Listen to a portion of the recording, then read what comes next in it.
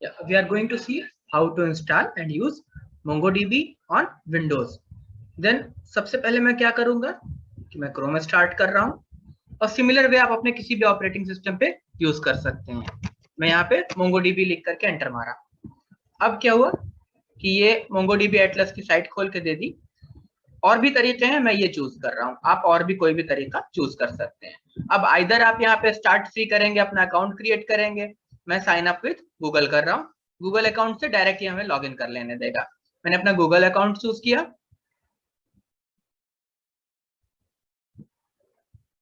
Then भाई मैं अपना ये जैसे ले लेगा इस अकाउंट को, मैं इसका पासवर्ड एंटर करूंगा। लोड कर रहा है ये, ठीक है। पासवर्ड नहीं एंटर करना पड़ा क्योंकि मेरे ही क्रोम पर चल रहा था, अकाउंट ऑलरेडी लॉग्ड इन था। बट आप पासवर्ड एंटर करेंगे तो आप इस स्क्रीन पे पहुंच जाएंगे। अब यहाँ पे हमारे सामने तीन सबसे इंपॉर्टेंट चीजें हैं। पहला ये क्लस्टर है, दूसरा ये डेटाबेस एक्सेस है, तीसरा ये नेटवर्क एक्सेस है। तो समझते चलते हैं कि क्या है ये तीन चीजें और इनका क्या इस्तेमाल करना है, और फिर हम इस्तेमाल करेंगे। क्लस्टर, यहाँ पर हम अपना सबसे पहले एक क्लस्टर बनाएंगे। इसी क्लस्टर के अंदर हमारा डेटाबेस होगा। ये क्लस्टर डिसाइड करेगा कि आप किस रीजन में हैं, किस रीजन में है, कहां पर है, साइज क्या है उस क्लस्टर की, सारी चीजें ये कॉन्फ़िगरेशन इस क्लस्टर में होती है और हम इसको एक नाम दे देते हैं। ठीक, जो आपका नियरेस्ट प्लेस है, जैसे अब मैं इंडिया में हूं, मैं मुंबई रीजन सेलेक्ट करूंगा। आप वर्जीनिया में है तो आप वहां का रीजन सेलेक्ट करके क्रिएट कर लेंगे।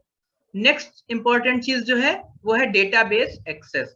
जब आप एक डेटाबेस क्रिएट करेंगे इस क्लस्टर के अंदर, तो आपको एक यूजर विथ पासवर्ड क्रिएट करना पड़ेगा जो उस डेटाबेस को एक्सेस कर सकता हो। तो जब आप एक कनेक्शन स्ट्रिंग तैयार करेंगे कि ठीक है हमको इस डेटाबेस से कनेक्ट होना है, तो वहां पे आपको उस यूजर और उस पासवर्ड की जरूरत पड़ेगी, सेफ्टी और सिक्योरिटी पर्पज से। नेक्स्ट और बहुत इंपॉर्टेंट चीज है नेटवर्क एक्सेस। है क्या कि यहाँ पे आपका डेटाबेस है, इसको आप आउटर किसी एप्लीकेशन के थ्रू एक्सेस करेंगे, तो हम इसको ओपन नहीं छोड़ सकते, आपके लिए बहुत इंपॉर्टेंट है। तो यूजर नेम और पासवर्ड की एक्सेस तो लगा लिया आपने, यहाँ पे आने के लिए तो आप लॉग इन करेंगे ही, सेफ है। नेक्स्ट, जो आपकी कनेक्शन स्ट्रिंग है उसको भी आपने यूजर नेम और पासवर्ड से सिक्योर कर रखा है। बट हम अपनी एप्लीकेशन से तो इसको एक्सेस करेंगे या अपने सिस्टम से एक्सेस करेंगे, बट कोई रैंडम ढेर सारे रिक्वेस्ट करके या किसी भी तरीके से डिस्टर्ब ना कर सके आपके डीबी को, इसका भी इंतजाम MongoDB ने कर रखा है। देन आप नेटवर्क एक्सेस पे जाकर के उन आईपी एड्रेस को एंटर कर दें जहां से आप अलाउ करना चाहते हैं इस क्लस्टर की एक्सेस। ये तीन चीजें हम तीनों स्टेप बाय स्टेप करके देखेंगे। ठीक, तो हम इसको क्लियर करते हैं और आगे बढ़ते हैं। सबसे पहला है क्लस्टर क्रिएट करना, तो मैं जा रहा हूँ बिल्डर क्लस्टर करने के लिए। यहाँ पे आपके पास अलग अलग टाइप के क्लस्टर हैं, डेडिकेटेड क्लस्टर भी है, पेड है, आप यूज कर सकते हैं जब आपको लाइव एप्लीकेशन बनाना है। डेवलपमेंट के पर्पज से या ट्यूटोरियल पर्पज से मैं ये फ्री क्लस्टर यूज करने वाला हूँ। अब फ्री है तो इसकी कुछ लिमिटेशन भी है। अभी आपके पास गूगल क्लाउड है, अजर है, AWS है, आपकी जैसी रिक्वायरमेंट है आप चूज कीजिए। मैं AWS के साथ कंटिन्यू करूंगा। रीजन में चेंज करने वाला हूँ, अपना रीजन में चेंज करने वाला हूँ। ठीक, रिकमेंडेड रीजन में देख रहे होंगे यहाँ मुंबई दिख रहा है मुझे। अब आप सिंगापुर में है, आप जर्मनी में है, आयरलैंड में, आप अपना रीजन चूज कीजिए जो नियरेस्ट है। ठीक, मैं मुंबई चूज कर रहा हूँ, मेरा रीजन चेंज हो गया, ये AWS ही रहेगा। बाकी मैं कोई डिटेल नहीं चेंज करूंगा, जो फ्री है उतना ही लूंगा। यहाँ क्लस्टर का नाम चेंज कर सकते हैं, मैंने कहा ये माई क्लस्टर कर दो। मैंने कहा माई क्लस्टर कर दो, मैंने कहा ठीक है। अब क्रिएट कर दिया, ये क्रिएशन स्टार्ट हो जाएगा। अब इसका हमारा क्लस्टर ये क्रिएट हो रहा है, अभी बस क्रिएट हो जाएगा, होते ही हम आगे के स्टेप्स पे कंटिन्यू करेंगे। ये क्लस्टर क्रिएट हो रहा है, जैसे क्रिएट हो जाएगा ये सब चीजें हाईलाइट हो जाएगी। फाइनली हमारा क्लस्टर हो गया है, ये ग्रीन कलर में दिख रहा है। ठीक, अब क्या कर सकते हैं, तो अभी मैंने नेटवर्क एक्सेस में कोई एंट्री नहीं की हुई है, आप यहाँ पे भी एंट्री कर सकते हैं, और या फिर अभी वहां से और डेटाबेस में भी मैंने कोई एंट्री नहीं की हुई है तो कर लेते हैं। ठीक, क्लस्टर पे आगे बढ़ने से पहले ये दो जगह दो एंट्री कर सकते हैं, या फिर आप डायरेक्ट भी यहाँ से जब बढ़ेंगे तो ये आपको कहेगा इस चीज के लिए। देखिए कह रहा है add your current IP address या add a different IP address. तो अगर आपको कहीं और सर्वर से एक्सेस करना है, आप add a different IP address पे जाइए, एंटर कर दीजिए।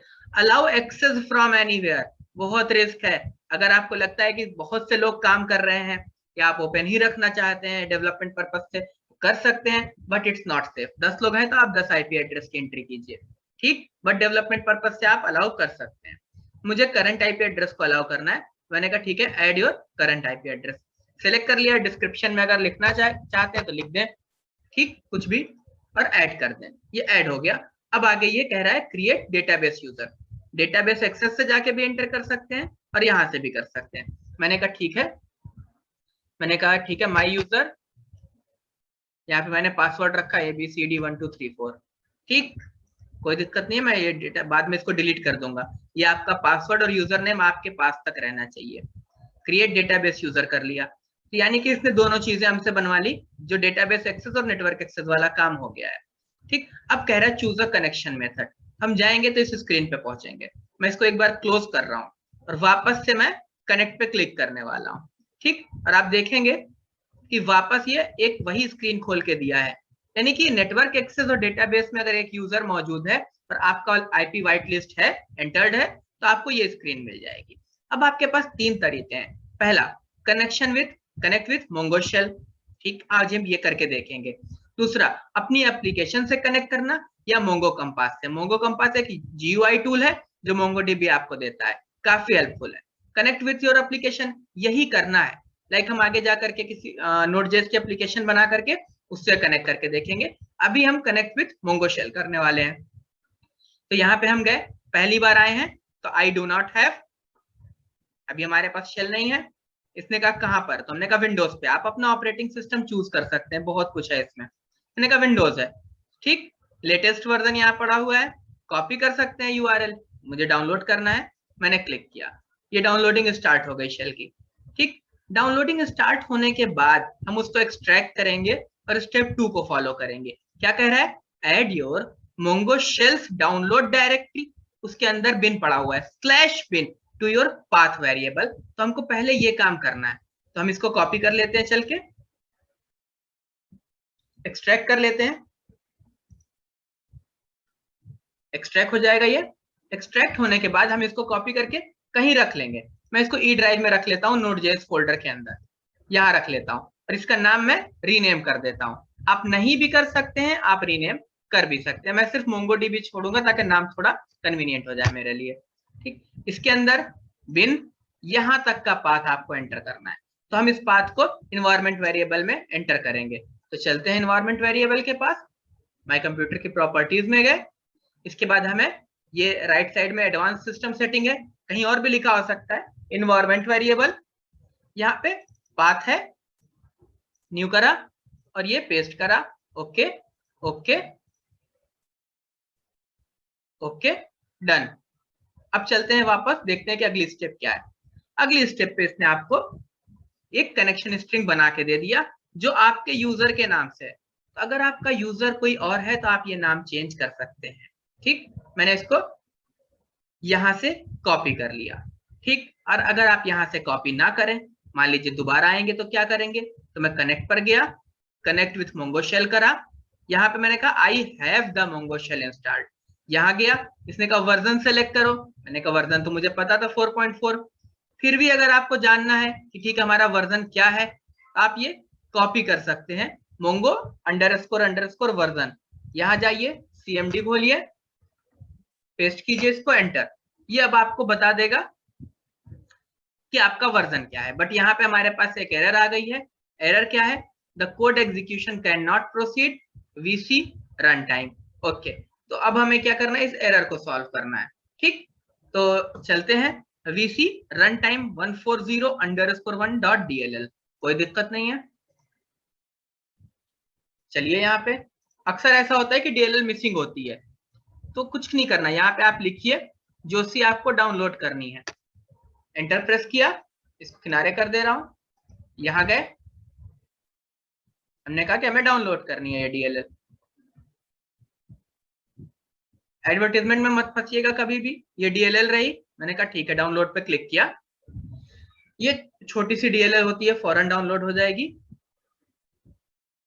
ये डाउनलोड हो रही है, शो इन फोल्डर, एक्सट्रैक्ट कर लेते हैं इसको। ये एक्सट्रैक्ट हो गई है, ये रही DLL हमारे पास। इसको कॉपी करिए और चले जाइए आप अपने सी ड्राइव में।